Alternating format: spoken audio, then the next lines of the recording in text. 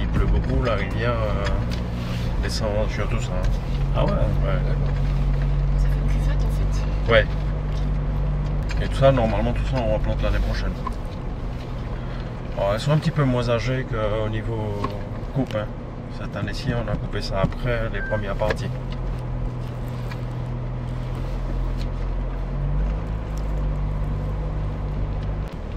On voit moins parce que la canne a poussé, mais il y a des endroits où vous avez un dévers, même un tracteur a du mal à passer. Donc ça, on va reprendre. Relativement accidenté par ici. Oui. Oui. C'est pas tout plat. Mais c'est pas forcément. Je vois de l'autre côté, je pense qu'on aura plus de problèmes de récolte. Parce que justement, c'est plutôt relativement plat, c'est plutôt relativement au niveau de la rivière. Et donc, ben, la moins de pluie. Ouais, c'est. Ça s'embombe. Et le fait qu'elle soit, la canne soit autant irriguée par l'eau, le fait qu'elle soit proche de la rivière, ça a une plus-value sur la qualité de la. Alors, le truc qui est sensationnel sur cette exploitation-là, c'est que on a beaucoup de soleil. On est au sud de la Martinique, mais malgré tout, on a une pluviométrie intéressante. Et parce qu'il y a un espèce de microclimat à cause des montagnes, bon, elles ne sont pas bien hautes, mais ça canalise quand même les nuages. L'année dernière, j'ai eu 2 mètres de pluie ici, donc c'est pas rien. Et puis, on a une nappe phréatique très importante en dessous, et qui, premièrement, alimente quand même les terrains, et deuxièmement, nous permet de pomper de l'eau pour faire l'irrigation. Et je ne sais pas si vous avez vu, à l'entrée de la haie de palmier, on a ce qu'on appelle des ballons qui nous permettent de nourrir les bovins, mais c'est pas pour les bovins de cette exploitation-là, c'est pour les bovins qu'on a sur cette âne. Okay. Ici, on n'a jamais besoin d'apporter. Il y a de l'herbe toute l'année, ouais, c'est très bien. un peu moins qu'en pleine saison des pluies, mais il y en a suffisamment pour le troupeau. C'est pas brûlé comme Sainte-Anne ou le Vauclin ou le François, où vous voyez les endroits où ben, c'est marron pendant le carême, il n'y a pas de verdure, rien du tout. Et le fait que les cannes soient aussi irriguées, même si c'est naturellement, avec la pluie, enfin avec autant de pluie, etc., ça ne joue pas trop sur la sucrosité? Alors, c'est là où je disais que c'était intéressant. Ici, donc on a l'apport d'eau, donc on est en plein carême pendant la coupe, on va irriguer avec les canons d'irrigation. Donc on va irriguer. Là, ça repart bien ça. Dès qu'on arrive, ben là, depuis mi-juin, on a arrêté d'irriguer parce que les pluies sont suffisantes. Et vous allez avoir de l'eau jusqu'en décembre. Et puis en janvier, ben, il n'y a plus de pluie. Nous, cette année-ci, notre Brix moyen, je dirais, est entre. On a peut-être eu 1,19. Tout le reste, on est à 20 jusqu'à 24. D'accord, le brick, c'est la teneur en sucre, à la canne, du jus de canne. Et c'est excellent. Et c'est ça qui fait la particularité de cette exploitation. Les autres exploitations autour ne vont pas avoir autant de tonnes hectares que nous. Mais ils vont avoir des teneurs en sucre aussi importantes. On a les exploitations qui sont au nord, qui ont de l'eau toute l'année, ils vont avoir des super rendements, mais ils vont avoir des teneurs en sucre beaucoup moins importantes que ce qu'on a ici. Donc voilà, c'est ce qui fait, on a un bel équilibre ici. C'est intéressant. Avec autant de particularités sur les cannes, entre celles qui sont en pente, celles qui sont pas en pente, la façon de couper, les deux variétés, etc. Ça vous permet d'avoir des cannes pour pouvoir sortir des produits. Pas que le même produit, quoi. Stéphanie est très contente, je pense qu'elle pourra beaucoup mieux vous parler de ça que moi. Moi, mon expérience de la canne n'est pas très grande. Alors j'avais déjà travaillé dans le rhum, puisque j'ai travaillé au Grand Rhum Charles-Simonette. Donc voilà, j'avais un petit peu d'expérience, surtout mise en bouteille. J'ai pu travailler chez GP Normois aussi, dans les ponchés Simon Normois. Aujourd'hui, la canne c'est une découverte, le rhum. Je vous dis que j'ai travaillé chez Grand Rhum Charles-Simonette, c'était en 1989. Hein. Donc, c'est pas du tout les mêmes procédés. Hein. Du tout. Mais c'est bien, ça fait un œil neuf, du coup. Au lieu d'avoir un expert de la canne, vous avez un œil neuf avec peut-être des idées innovantes. Ouais. Ah, Un peu sûr par rapport au bovin, par rapport au fumier, tout ça, peut-être. Oui, c'est certainement des idées innovantes, mais malheureusement, quand on commence, il faut d'abord apprendre un minimum. Et est-ce que vous réutilisez, vu que vous avez autant de bovins sur l'exploitation, est-ce que vous réutilisez les déchets de la canne? Bah non, vous m'avez dit que vu que c'est bien arrosé, vous n'avez pas besoin d'utiliser les déchets de la canne pour pouvoir nourrir les bovins? Alors, ce qu'il y a, c'est que toute la partie justement qu'on récolte avec la fameuse canagui, les distilleries n'aiment pas ces cannes-là parce qu'elles arrivent, elles ont les feuilles, elles ont la paille, elles sont longues. La distillerie, elle aime la petite bout de canne qui fait 30 cm, qui est bien propre, sans paille. D'ailleurs, on met un soin particulier à la récolte d'envoyer des chariots, mais vraiment le plus propre possible.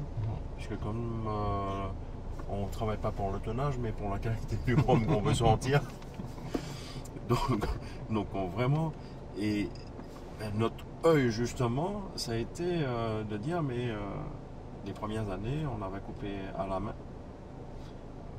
Donc les gars, ils retirent la paille, et enfin, ils livrent une canne longue, mais propre, quand même.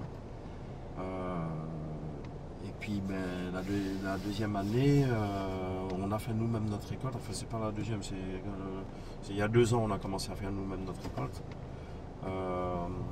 On avait ce problème-là, puisque les distilleries, ceux qu'on leur envoyait, ils nous ont dit négatif, hein, on ne veut pas de ça. Et finalement, on s'est dit, mais allons faire un andin. On a une grande ligne droite là-bas. Donc la canagui coupe la canne, elle les met dans les chariots. Le chariot monte là-haut, on a une autre pelle avec une pince. On benne, et la pince fait un andin. Et on passe la machine à couper la canne dessus. Donc, il y a quand même pas mal de surface à récolter comme ça. Et ça nous fait des tonnes de déchets au sol. Et cette année-ci, on a récupéré ces déchets et qu'on a donné aux bœufs. Voilà, exactement. Okay. Voilà, parce que on a une exploitation. Enfin, on a. Ce qui n'est pas le cas dans la canne qu'on arrive à couper directement avec la machine à couper la canne. Parce qu'en fait, le résidu de coupe, toute la paille, les bouts blancs, la feuille et tout ça, qui reviennent dans le sol, a son utilité parce qu'elle empêche aux mauvaises herbes de pousser. Donc c'est comme ça fait un paillage en fait. Ouais. Et donc on ne cherche pas non plus à la ramasser celle-là. Par contre là, dans la trace où on fait la coupe de la canne longue, pour la rendre en petite pension propre et belle pour les distilleries et pour notre rhum, ça, elle nous ennuie au bout d'un moment, donc on l'évacue. On l'évacue. En tout cas, c'est une belle exploitation. Franchement. Je vais aller faire un petit tour là-bas. Vous voulez voir éventuellement les machines? Nous on est chaud. Je fais nettoyer le hangar, donc ça doit être pas trop mal. On va profiter de la pluie pour... Petite question, pourquoi ce choix de bovin, ça a été de... Ah, parce que ce sont les meilleurs bœufs au monde. Bon, ils sont pas très... Ce sont des brahmanes. Des brahmanes. Ce sont des animaux très indiens, hindous. Et ce sont des animaux très résistants. Ils sont trop mignons. Alors c'est sûr qu'elles n'ont pas d'énormes carcasses, ce ne sont pas des bœufs européens. Vous coupez de quand à quand Alors on a commencé, nous on aime bien commencer tôt. Parce que pareil, comme je vous disais tout à l'heure, cette parcelle-là, elle est très plate. Le bas, elle est inondée par la rivière quand il pleut. Donc on a commencé le 27 février cette année-ci. Et on a arrêté le fin mars vers le 25 ou le 24, je ne sais plus exactement. Et on a repris un mois après. Ça c'est parce que c'est au niveau de la distillerie, ils avaient besoin de passer de la canne non AOC et qu'ils ne peuvent pas mettre la canne AOC avec la canne non AOC.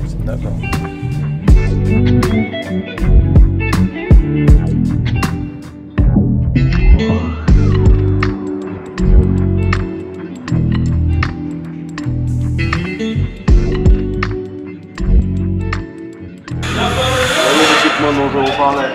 D'accord. Voilà. Deux lames comme ça avec une pêche au-dessus. Et puis la pelle, clac.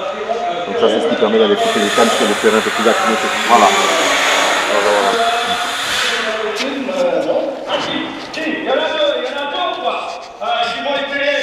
C'est vachement impressionnant. Et ça, c'est pour ramasser. Alors, ça c'est une machine à couper la canne. Donc devant, en fait, elle coupe 3 par an. Donc vous avez ces divisions qui permettent de séparer les cannes chez les côtés et de ramener celles elle est coupée au ras du sol, juste devant il y a des lames. Ensuite, elle est convoyée à travers la machine et juste avant l'espèce de grand convoi que vous avez là, vous avez 2 cylindres avec des lames qui fonctionnent la canne en petites morceaux de 20 à 30 cm. Ensuite, elle passe dans le convoyeur qui règle la hauteur qui fait 180 degrés au fond de la machine. C'est vidé dans les chariots de canne. Ensuite, le chariot de canne, soit on l'envoie directement à la distillerie, soit, suivant le type de chariot, on a aussi des camions, des semi-remorques, et on a des chariots de canne qui vont bénir dans le semi-remorque. Ça permet de faire le tracteur aller jusqu'à la distillerie.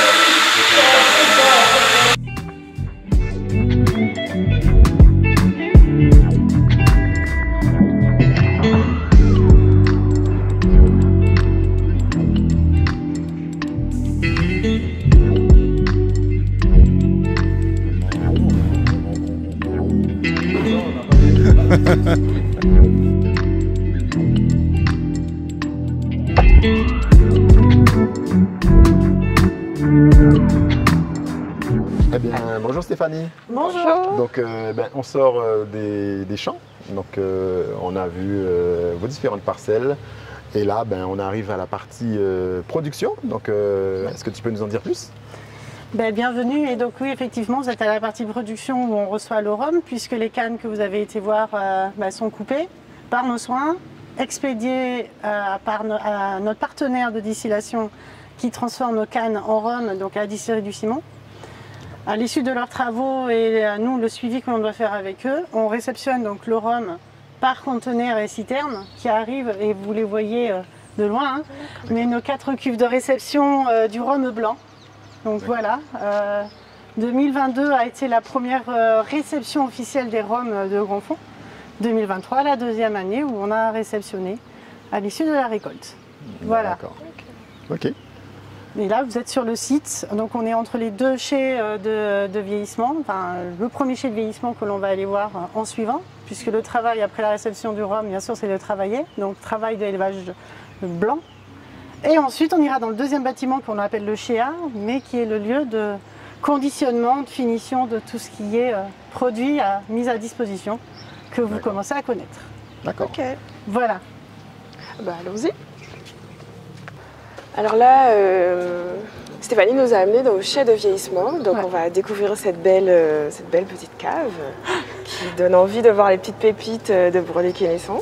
Donc je te laisse nous présenter tout cela. Alors avant que ça soit vraiment le vieillissement, c'est le lieu où je travaille avec mon collaborateur sur les rhums blancs. C'est-à-dire que comme les cuves sont à l'extérieur, par veau avec les chaleurs, en fait, par une canalisation dédiée et exclusive, on descend le rhum blanc pour travailler à l'abri de la lumière du mieux que l'on peut et de la chaleur, du mieux que l'on peut. Okay. Donc c'est vraiment le premier endroit où on va travailler les préparations des rhums blancs Breuley-Quesnesson de chaque millésime. D'accord. Voilà. Donc là, les cuves sont pleines. Tout occupé. Oh, bien. Donc les rhums par profil que l'on propose sont déjà en train de s'allier pour les mises en bouteille 2023. D'accord. Voilà, donc 3 cuves de 15 000 litres, donc c'est là. Avant que ça se soit fait, bien sûr, on a travaillé le rhum pour la mise sous bois, puisque tu as parlé de vieillissement. Donc le chai a été inauguré en juillet 2022, où on a pu mettre la mise sous bois 2022. Donc futaille américaine, futaille française, donc c'est-à-dire essence de bois américain, essence de bois français, neuf et occasion. Ok. D'accord. Voilà, donc on s'amuse dans ces jeux-là, puisque chacun apporte son caractère, chacun apporte son intensité, son arôme. Exactement. Et donc j'ai travaillé les profils de rhum blanc pour que ces saveurs-là de la futaille s'allient bien et que le rhum puisse s'exprimer. D'accord. Voilà, donc vous avez les premières... Donc 2022, 2022 est tout à droite. D'accord. Donc ça, c'est vraiment le travail de mise sous bois 2022. 2023 a commencé donc à gauche, et puis vous voyez les palettes, les équipements.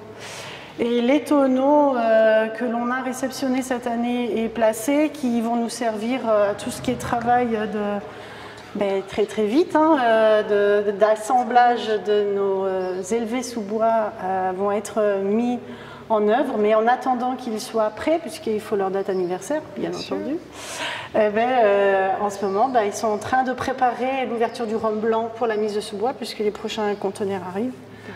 Donc on aura la suite, et donc quand on se reverra encore, ça sera envahi ici, parce que fin 2023, les prévisions font qu'on a le chai rempli. Bien. Voilà. Ça annonce de belles choses. Si Alors, les calculs sont bons, 2022, ça veut dire que là, vous allez nous sortir de l'ESB dans pas longtemps. Ouais. Et puis, quand on reviendra l'année prochaine, vous aurez du VO, etc. Alors VO pas encore, parce qu'il faut qu'il ait ses 3 années, donc c'est un peu oui. compliqué. Mais en 2025, quand on se reverra, on trinquera et on fera les VO, effectivement. Mais les ESB arrivent conditionnement octobre, fin septembre-octobre, et on lance fin octobre ces ESB. D'accord. Donc oui. on va venir sous le fût. Dessous, non, on va pas faire ça. Mais en tout cas, on a un bon retour d'expression entre le travail du rhum blanc 2022, le jeu de la futaille, et c'est prometteur, c'est joli. Ça donne envie, tout ça. On va aller voir les Un films. beau travail, oui, on va. Si on prend cette belle odeur qui nous attire depuis tout à l'heure. Chercher une taupette. Donc là, on suppose que c'est les fûts neufs qui sont par là? Voilà, il y a les deux. On tout a les mélangé. fûts d'occasion qu'on voit en façade. Donc des fûts d'occasion, futaille, essence chêne français d'occasion. Donc tous ces palets, parce que ça nous rend plus facile le travail des inventaires et du travail de mise sous bois. Et à l'arrière des berceaux, on a les fûts français neufs. Ah oui. D'accord. En fait, vous les connaissez puisque ce sont des fûts, donc neufs, mais à l'intérieur il y a une chauffe spécifique que j'ai un point commun avec ma confrère en Guadeloupe. Donc la char 4, elle est ici, donc, dans cette rime-là. Une chauffe Bien. accrue. Voilà. On voit de qui vous parlez. Oui, hein, on a reçu reconnaître le travail de nos tonneliers qui a su mettre en place une chauffe qui permet au rhum de s'exprimer sans excès, avec un équilibre. Et j'aime beaucoup le travail qu'il fait avec ses rhums. Et moi, je trouve qu'avec nos rhums, ça s'allie très très bien. D'ailleurs, on dégustera les prémices, vous allez voir, c'est sympa. Petit rhum fumé. Donc ça, c'est le rhum qui a 1 an. Qui va avoir 1 an d'ici peu. En tout cas, elle a une belle couleur pour commencer. Ouais, une belle robe. De bons arômes aussi. Les tanins se sont bien fondus et se sont bien alliés avec ce rhum. On a déjà beaucoup de gras et de texture quand on voit les larmes qui arrivent très très vite et qui durent très longtemps. Donc c'est gras. C'est bien révélateur. Et le travail de la distillation porte ses fruits, tout comme la fermentation. Donc c'est cool qu'on ait ce travail-là. Il a 1 an, il a une belle couleur, c'est ça. Voilà, c'est pas fini. Oui. Donc voilà, ça c'est le travail dans cette ambiance de chai qui est quand même assez rude à gérer. Donc vous verrez, il y a des seaux, mais c'est de l'eau. Hein, il faut un peu lui donner d'humidité. Parce que sinon, nos fûts ils vont un peu transpirer à l'extérieur, ça serait un peu dommage. Donc voilà, ça ce sont des vieilles méthodes de nos amis tonneliers qui nous enseignent chaque année de tout ce qui existe. Donc voilà. Ça, c'est la partie vieillissement et qui héberge également la partie élaboration du rhum blanc, puisqu'on fait un élevage en inox, bien entendu.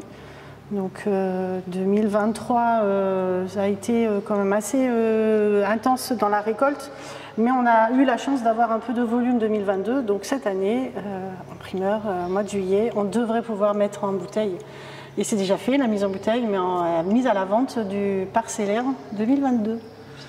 Voilà, qu'on ira regarder tout à l'heure, mais il y a la mise qui va nous attendre.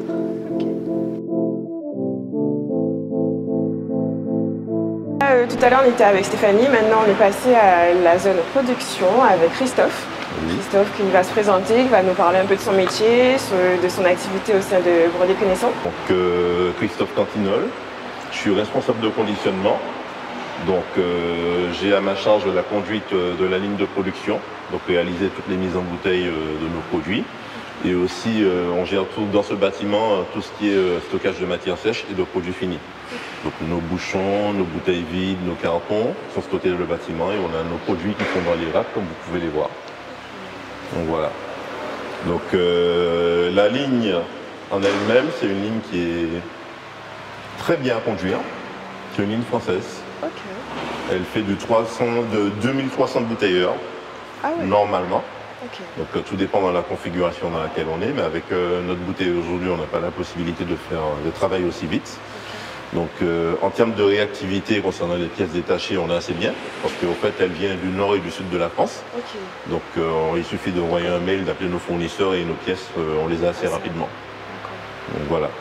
Donc c'est un métier que je fais depuis plus de 14 ans, donc je suis dans mon bain, ça n'a pas changé. La différence, c'est qu'aujourd'hui, j'apprends à travailler le liquide avec Stéphanie. C'est bien. Donc, voilà.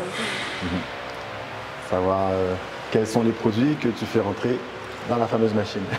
Ben pour le moment, c'est le rhum blanc, les 3 produits que nous avons déjà mis sur le marché, donc le 55, le 50 et le 59,2. Le 52, on l'a déjà mis en bouteille, sauf qu'il n'est pas encore étiqueté. Donc on a fait un tiré-bouché, ce qu'on appelle un tiré-bouché, c'est-à-dire qu'on le remplit, on lui met son bouchon, et par la suite, on va récupérer les bouteilles pour faire la finition, c'est-à-dire poste de contre-étiquette, étiquette, bande de goulot, parce qu'on a une bande de goulot qui est sur le bouchon, et du plastique thermoformé. Et on les remet dans les mêmes cartons. Et bientôt, nos futurs ASB, ils seront conditionnés aussi avec la ligne. Voilà. Quels sont les types enfin, je sais que les aficionados du rhum sont friands d'informations sur les étiquettes. C'est quoi les informations sur les étiquettes pour les connaissants? Alors, nous, on a sur nos étiquettes un papier qui s'appelle du can fiber. Donc, c'est de la bagasse recyclée. Voilà. Donc, c'est cette particularité-là qu'on a. Donc, au toucher, c'est quand même agréable. C'est pas un papier lisse, il n'y a même pas de vernis pour dire que, contrairement à beaucoup de nos concurrents, il y a un vernis et il est brillant. C'est vraiment un aspect papier recyclé, fibre de canne. Et au toucher, on a un toucher avec un peu de granulé, si je puis dire, et c'est pas mal. Ouais. Au niveau des informations même qui sont inscrites sur le... Vous êtes prolixé en matière d'information? Les mentions légales. Les mentions légales. Les mentions légales, tout ce qu'on voit. Alors, bien sûr, le bloc marque, la marque du rhum, la scintillisation obligatoire, le degré obligatoire. On a le gène code au dos. Sur le logo femme enceinte, c'est-à-dire femme enceinte. Et puis, comme un peu tout le monde maintenant, on a des QR codes, ce genre de trucs dessus. Voilà. D'accord. Les dates et de là mise en aussi. production, les dates de mise en vieillissement, etc. Vous avez ça sur le USB?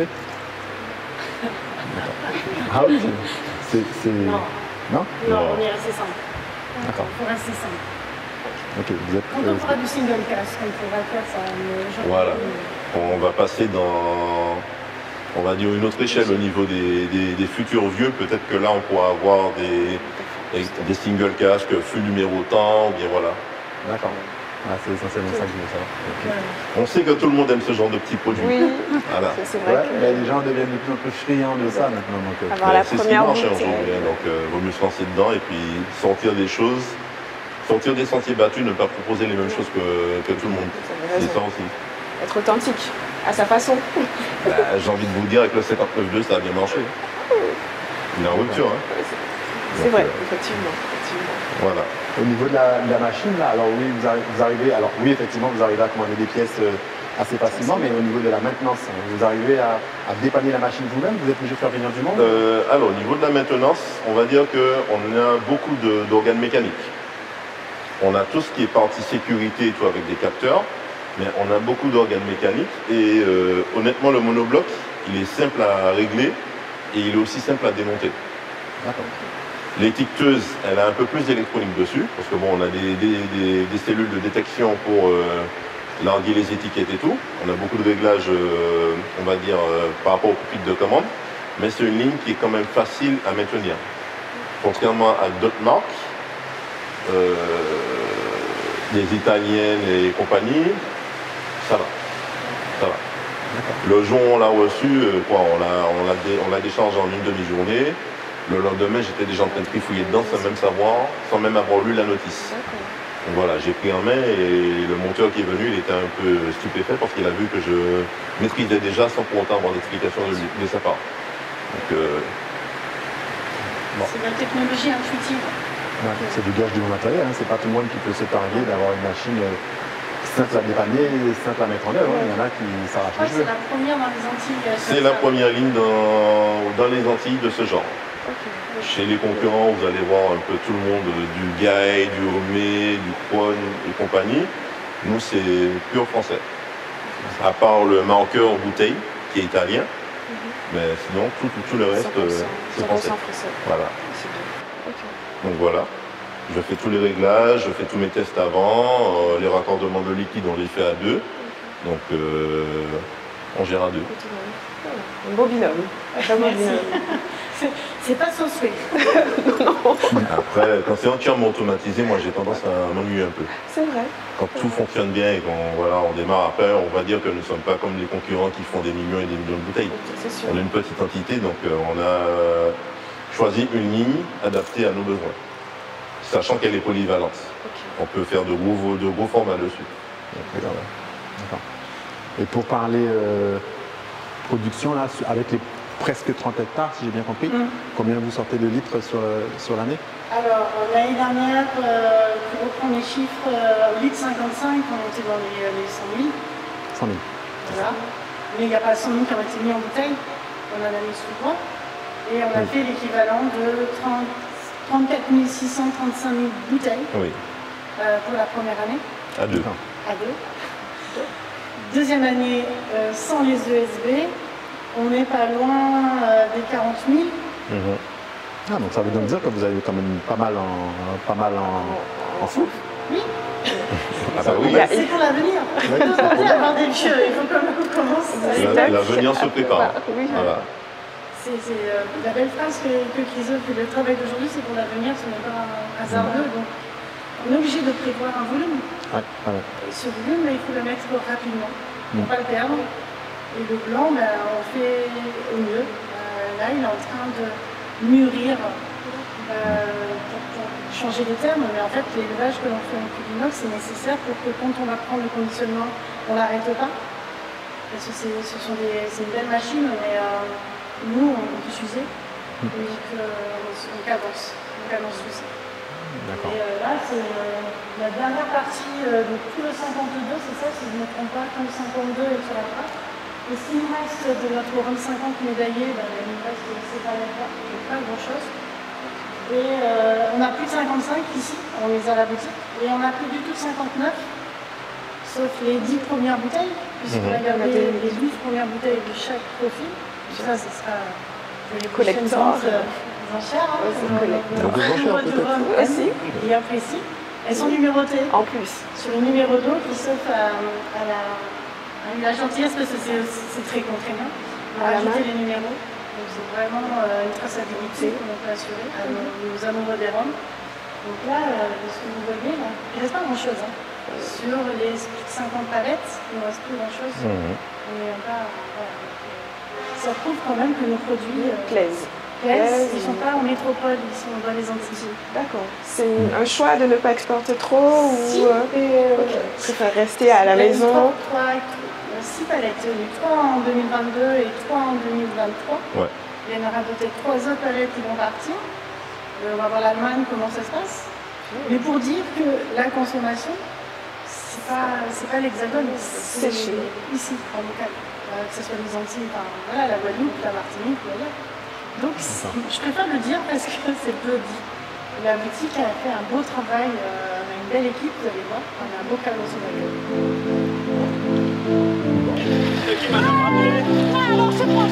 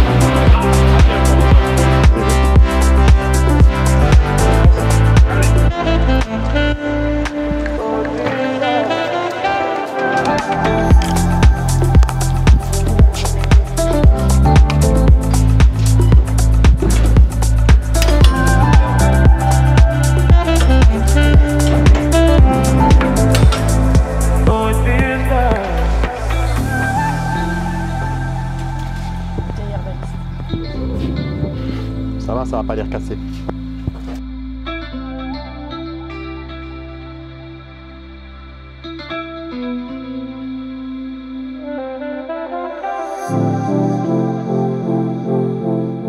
Là, nous sommes maintenant à la boutique de Brodé Kenneson, donc on aura Charles, et Nimran et Didier. Alors Charles va nous présenter sa boutique dans cette belle habitation créole sur le site. Alors, j'ai présenté Nimran qui est officier à la boutique. Il y a 3 personnes qui travaillent à la boutique. Nous avons 2 dames et aujourd'hui, elles sont de repos.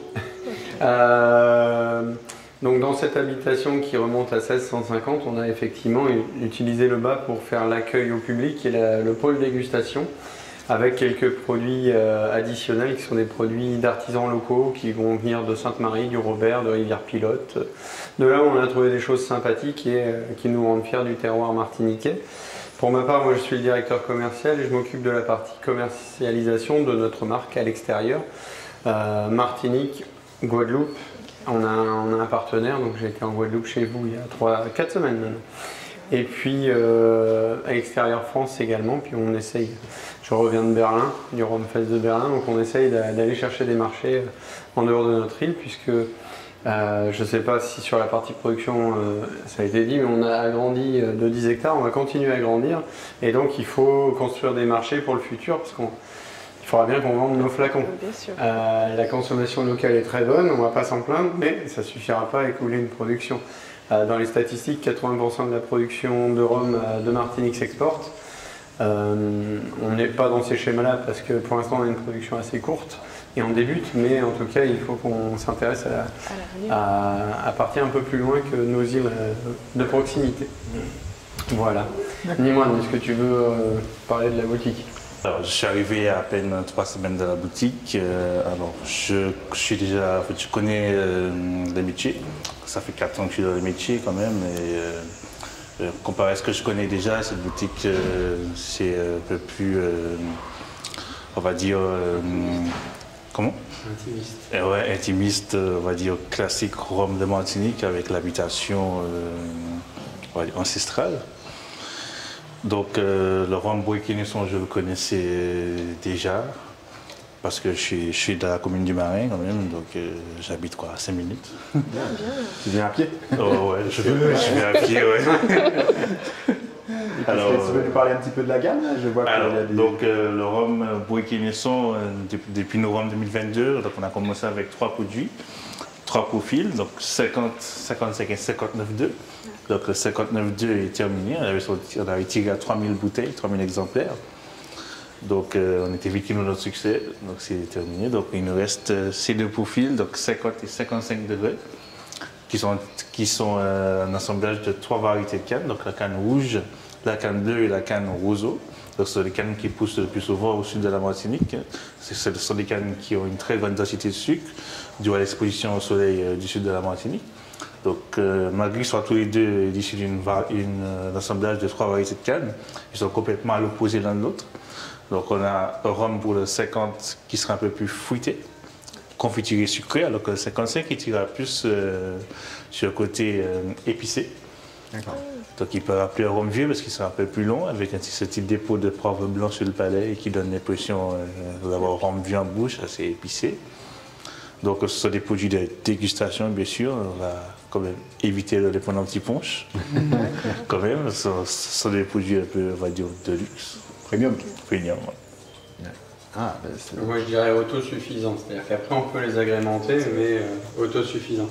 Et je corrigerais par rapport à une moine sur le fait qu'on peut avoir effectivement le PEP, c'est la puissance et aussi la mâche, ça rend mieux, mais on n'aura pas du tout les arômes. Du Oui, c'est dans sûr, l'arôme, bien sûr. soyons d'accord. D'accord. Ah, ben c'est intéressant. Vous allez nous faire goûter ça tout à l'heure, j'espère bien. Ben oui, on peut. Alors, si vous voulez, on peut déguster au kiosque. Le kiosque nous sert à projeter la genèse de la mise en place de la réimplantation de la canne jusqu'à la construction des bâtiments pour conditionner les bouteilles chez nous-mêmes. Et puis, ça montre aussi aux gens qui nous visitent notre livraison, notre autonomie sur le travail de la canne. Pour l'instant, notre dépendance à être sous-traitée pour la broyage, fermentation, distillation, mais sur un cahier des charges qui est totalement respecté avec notre partenaire distillateur. Et sur la vidéo, on voit significativement la différence de canne que l'on apporte, parce que on n'en a pas beaucoup, donc on la chérit, on en prend soin. Chez nous, elle est coupée à 10 cm de haut à partir du sol. Or, la partie la plus basse est la partie la plus sucrée. On a la chance d'avoir des cannes avec une teneur en sucre relativement exceptionnelle, donc on prend cette décision pour apporter une canne très propre et obtenir donc une bonne base pour avoir un bon vin de canne, puis le rhum qui s'en sort très bien pour cette première année. Ce qu'on appellera notre entrée de gamme tout de même, c'est vu médaillé d'or à Paris. C'est des premiers pas qui nous mettent en confiance. Après, ça ne veut pas dire que on va se reposer sur nos lauriers, mais ce n'est pas le caractère du tout de Stéphanie. Ça va poursuivre. C'est tout le bien qu'on vous souhaite. Vous êtes autosuffisant en canne, c'est-à-dire que toutes les cannes que vous utilisez proviennent de votre... C'est 100% de notre production, oui, tout à fait. Et à contrario, vous ne fournissez pas de canne à d'autres personnes? C'est fini, c'est-à-dire que dans le temps, nous fournissions en romerie voisine de l'autre côté de la colline, et nous avons décidé de reprendre nos cannes pour les traiter par nous-mêmes, suite à une volonté en fait familiale de créer un projet de famille, c'est-à-dire que chaque poste important dans le groupe est accompagné de quelqu'un de la famille, ce qu'ils appellent dans la famille les juniors, pour effectivement faire un petit peu un projet qui rapproche les différentes